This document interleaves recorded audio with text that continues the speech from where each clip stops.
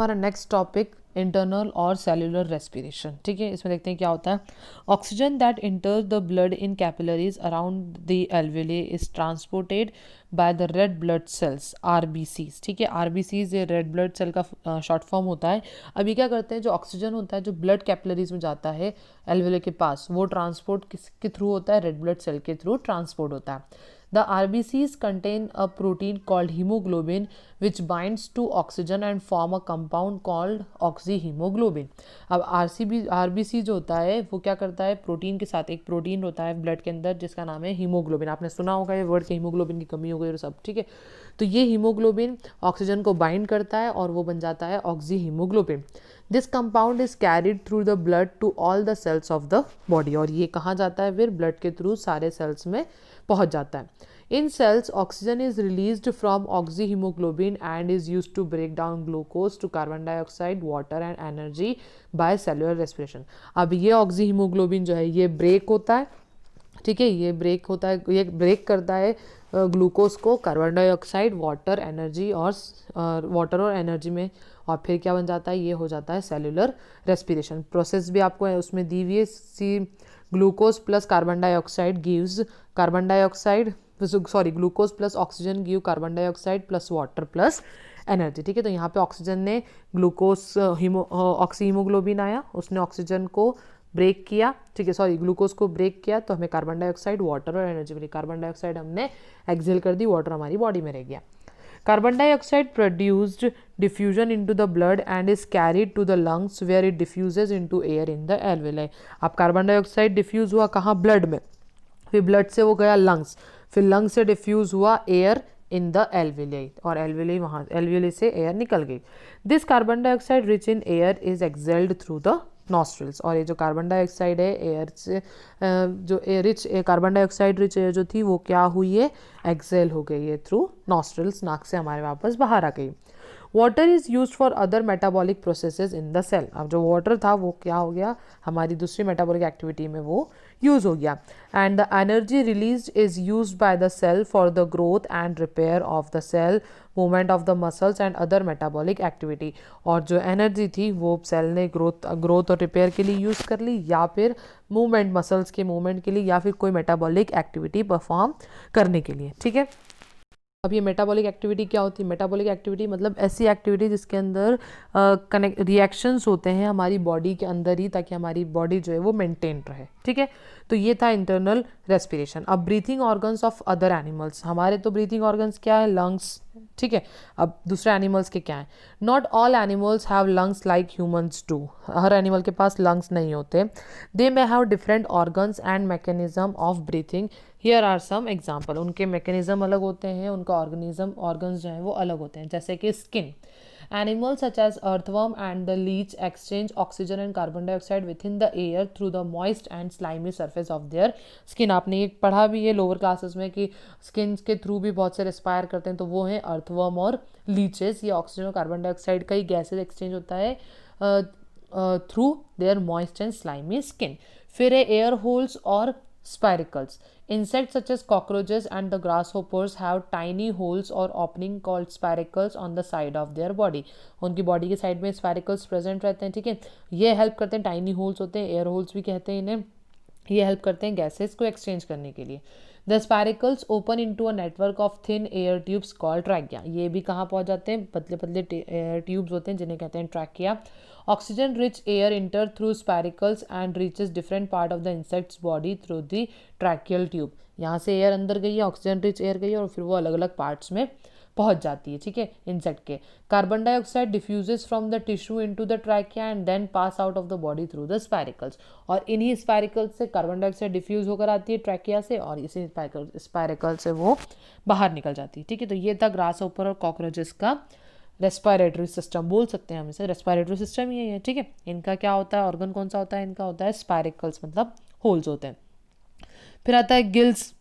Aquatic animals such as fish that live in water take in oxygen that is dissolved in the water using special organs called gills. अब fishes तो आ नहीं सकती बाहर सांस लेने के लिए, तो उनके स्पेशल ऑर्गन होता है गिल, जो क्या करते हैं, गिल्स होते हैं वो डिजॉल्व ऑक्सीजन, जो पानी के अंदर ही डिजॉल्व रहता है, वाटर के अंदर जो डिजॉल्व ऑक्सीजन होता है उसे वो लेते हैं और फिर सांस लेते हैं, ठीक है। Gills are found on either side of the mouth and are covered by flaps. Gills जो है वो आइदर साइड ऑफ माउथ के आइदर साइड में प्रेजेंट रहते हैं, मतलब दोनों साइड में प्रेजेंट रहते हैं वो, और वो फ्लैप से कवर्ड रहते हैं। They are well supplied with blood capillaries, और ये बहुत अच्छे से इनके अंदर ब्लड कैपिलरीज रहती है। The fish take in water through its mouth and force it out through the gills. पानी जो है वो अपने अंदर मुंह से अंदर लेते हैं और बाहर किससे निकालते हैं, बाहर एकदम झटके से निकालते हैं through their gills.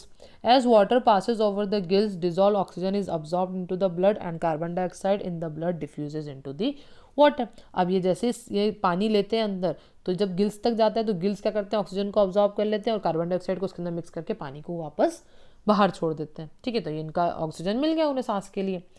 Then lungs, amphibians such as frog, salamander and navitus use lungs for respiration when on land and use their moist skin to respire when in water. कुछ एनिमल्स ऐसे होते हैं जो लंग्स भी होते हैं उनके पास, और वो एम्फीबियंस होते हैं वो, क्योंकि वो लैंड और वाटर दोनों में रह सकते हैं, इसलिए वो अपने दोनों ऑर्गन्स का यूज़ करते हैं। जब पानी में होते हैं तो वो गिल्स का यूज़ करते हैं, और जब या फिर स्किन का यूज़ करते हैं, और अगर लैंड पर होते हैं वो, तो वो ब्रीथ करते हैं थ्रू देयर लंग्स, ठीक है। जैसे tadpole breathe through gills as they live only in water. जब टेडपोल यानी कि यंग फ्रॉग रहता है तो वो गिल्स के थ्रू ब्रीथ करता है, क्योंकि वो लैंड पर नहीं रहता, वो वाटर के अंदर रहता है। All other reptiles, birds and mammals breathe using lungs. तो बाकी जो रेप्टाइल्स, बर्ड्स और मैमल्स हैं वो किससे ब्रीथ करते हैं, लंग्स से ब्रीथ करते हैं। Although whales and dolphins live in water, they breathe air using lungs. whale और dolphins रहते तो वो पानी के अंदर है, बट वो सांस किससे लेते हैं, लंग्स से ही लेते हैं। They come up to the surface of water and breathe through a blowhole located on the top of their head. अब ये जो लंग्स तो होते हैं उनके अंदर, ठीक है, बट एनिमल जैसे कि वेल और डॉल्फिन ये क्या करते हैं, ये ऊपर आते हैं, पानी के ऊपर आते हैं, सांस लेते हैं, फिर वापस पानी के अंदर चले जाते हैं। और किससे सांस लेते हैं, वो ब्लो होल से सांस लेते हैं। ब्लो होल की पिक्चर देखो आपको यहाँ पर दी हुई है, ब्लो होल ऑफ डॉल्फिन। आपने देखी डॉल्फिन कैसे ऐसे डाइव मार के बाहर आती है, ठीक है, तो वो इसलिए आती है क्योंकि उन्हें ऑक्सीजन लेना होता है। Now type of cellular respiration. Cellular respiration कितने टाइप का होता है। We have so far learn that oxygen is required for respiration. हमने अभी तक देखा है कि ऑक्सीजन की ज़रूरत होती है रेस्पिरेशन के लिए। However, some organism can release energy from food without using oxygen. But कुछ ऑर्गेनिज्म ऐसे होते हैं जो एनर्जी रिलीज कर लेते हैं और ऑक्सीजन की उन्हें बिना ऑक्सीजन के यूज़ करें। Therefore, respiration may be of two type, aerobic respiration and anaerobic respiration. इसलिए रेस्पिरेशन दो टाइप का होता है, aerobic respiration and anaerobic respiration. ये बहुत इंपॉर्टेंट है, ये आपको हायर क्लासेस में भी आता है। अब देखते हैं हम एरोबिक रेस्पिरेशन होता क्या है। The mode of respiration in which energy is release from food using oxygen is called aerobic respiration. जहाँ भी वर्ड एरोबिक आता है तो आप समझ जाए वहाँ पर ऑक्सीजन का यूज़ हो रहा है, और एनारोबिक आ रहा है मतलब वहाँ पर ऑक्सीजन का यूज़ नहीं हो रहा है, ठीक है। तो रेस्पिरेशन ऐसा रेस्पिरेशन जिसके अंदर एनर्जी रिलीज हो रही है बाय यूजिंग ऑक्सीजन, फूड से एनर्जी रिलीज हो रही है ऑक्सीजन का यूज़ करके, उसे कहा जाता है aerobic respiration. Glucose is oxidized by oxygen and broken down into carbon dioxide and water with the release of large amount of energy. Glucose क्या होता है, ऑक्सीडाइज होता है oxidized by oxygen and broken down into carbon dioxide and water. Glucose पहले oxidise हुआ, फिर वो broke down हुआ कार्बन डाइऑक्साइड और वाटर में, और एनर्जी उसने लार्ज अमाउंट पर एनर्जी रिलीज करी। The chemical reaction is presented by the following equation. ये आपको हर जगह यही इक्वेशन मिल रही है, ठीक है। Glucose plus oxygen give carbon dioxide plus water plus energy. Aerobic respiration is the most common form of respiration. It is seen in almost all plants and animals. Aerobic respiration सबसे common respiration होता है और ये almost सभी plants और animals में आपको देखने को मिलता है। अब देखते हैं हम anaerobic respiration, ये होता कहाँ पर है, कौन सा ऑर्गेनिज्म होता है, सभी तो पता होना चाहिए ना हमें। The mode of respiration in which energy is released from food without the use of oxygen is called anaerobic respiration. ऐसा मोड ऑफ रेस्पिरेशन जिसके अंदर एनर्जी रिलीज हुई बिना ऑक्सीजन का यूज़ करे, ठीक है, ऑक्सीजन का यूज़ यहाँ नहीं हुआ, उसे कहा जाता है anaerobic respiration. Glucose is broken down into carbon dioxide and alcohol with the production of energy. अब यहाँ पर क्या होता है, ग्लूकोज कार्बन डाइऑक्साइड और अल्कोहल में ब्रेक डाउन होता है, ठीक है, और फिर एनर्जी प्रोड्यूस करता है। The amount of energy release in anaerobic respiration is less than the release during aerobic respiration. जो एनर्जी रिलीज होती है एनाएरोबिक रेस्पिरेशन में वो बहुत कम होती है as compare to the aerobic respiration, as glucose is not completely oxidised. ठीक है, एनाएरोबिक रेस्पिरेशन में एनर्जी ज़्यादा होती है और एरोबिक रेस्पिरेशन में कम होती है क्योंकि ग्लूकोज पूरी तरह ऑक्सीडाइज नहीं होता है। So not all the energy stored in the glucose molecule is release. इसलिए जितनी एनर्जी ग्लूकोज मॉलिक्यूल के अंदर होती है वो सारी रिलीज नहीं होती है। The chemical reaction is represented by the following equation. जैसे ग्लूकोज से तो यहाँ पर ऑक्सीजन का काम हुआ ही नहीं, तो ग्लूकोज ने रिएक्शन किया तो वो बना एथेनॉल और कार्बन डाइऑक्साइड रिलीज हुई, कार्बन डाइऑक्साइड मिली और साथ में एनर्जी रिलीज हुई। ठीक है, anaerobic respiration is observed in yeast and some bacteria. Anaerobic respiration हमें कहाँ मिलता है, यीस्ट में और कुछ बैक्टीरियाज में। एनाएरोबिक रेस्पिरेशन किस में होता है, यीस्ट और कुछ बैक्टीरिया में। This organism can survive even in the absence of oxygen and are called anaerobes. ये बिना ऑक्सीजन के भी रह सकते हैं क्योंकि इन्हें ऑक्सीजन की ज़रूरत ही नहीं है, रेस्पिरेशन उनका हो ही रहा है। ठीक है, तो इनको क्या कहा जाता है, एनाएरोब्स भी कहा जाता है।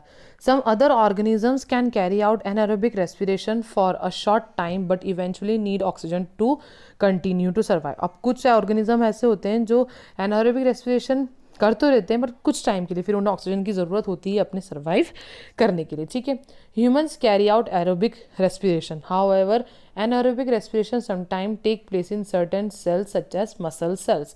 वैसे तो ह्यूमंस एरोबिक रेस्पिरेशन ही करते हैं बट कभी कभी कुछ सेल्स के अंदर एनाएरोबिक रेस्पिरेशन हो जाता है और वो सेल्स होते हैं स्पेशली मसल सेल्स में।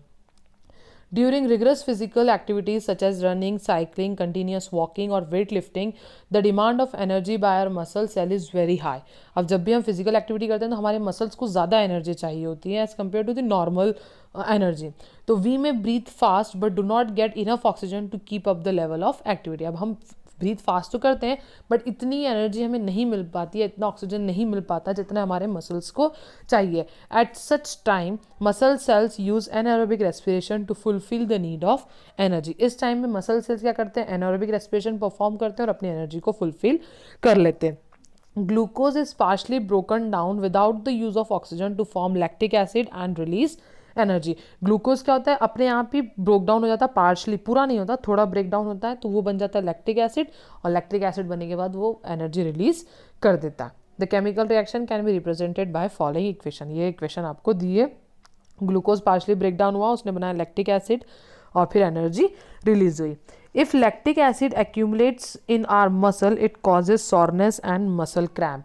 और अगर लैक्टिक एसिड ज़्यादा बन जाता है तो वो हमारी मसल्स के अंदर कड़कपन आ जाता है और क्रैम्प्स भी आ सकते हैं, झटके आ सकते हैं, मुड़ जाती है, इसलिए मसल्स में पेन होना स्टार्ट हो जाता है। This symptoms can be relieved by hot water bath और मसाज। और ये सिम्टम्स को आप इजीली रिलीव कर सकते हैं, हॉट वाटर बाथ ले लें या फिर अच्छे से मसाज कर लें। This treatment improve the circulation of blood to the muscle and supply them with more oxygen rich blood। जब भी आप देखना, आप अगर मालिश करवा रहे होते हैं ना, जिस टाइम पर मसाज करवा रहे होते हैं या सर की करवा रहे हो, हाथ पैरों करवा रहे हो, तो अपने आप ही आपकी बॉडी में ना थकान उतर जाती है, मतलब कि सारा पेन जो होता है वो कम हो जाता है क्योंकि आपकी बॉडी ब्लड में क्या होता है, ऑक्सीजन बढ़ जाता है। The lactic acid then break down into carbon dioxide and water by the action of oxygen and the soreness reduce. और लैक्टिक एसिड जो रहता है बचा हुआ, ब्रेक डाउन बचा हुआ रहता है, तो लैक्टिक एसिड जो है कार्बन डाइऑक्साइड में ब्रेक डाउन हो जाता है, वाटर रिलीज होता है और oxygen by the action of oxygen and soreness reduce. और धीरे धीरे क्या होता है, वो जो कड़कपन होता है बॉडी का वो खत्म हो जाता है। List the difference between aerobic and anaerobic respiration. Aerobic और एनाएरोबिक रेस्पिरेशन का यहाँ पर आपको डिफरेंसेस दिए हुए हैं। आप इजीली, वैसे मेरे हिसाब से तो आपने अगर ढंग से सुना हो, अच्छे से सुना हो, तो आप इजीली डिफरेंसेस लिख सकते हैं एरोबिक और एनाएरोबिक रेस्पिरेशन के। ठीक है, ये था आपका एनाएरोबिक और एरोबिक रेस्पिरेशन। अब हमारा लास्ट टॉपिक है that is respiration in plants. Plants के अंदर रेस्पिरेशन कैसे होता है वो हम देखते हैं नेक्स्ट वीडियो में।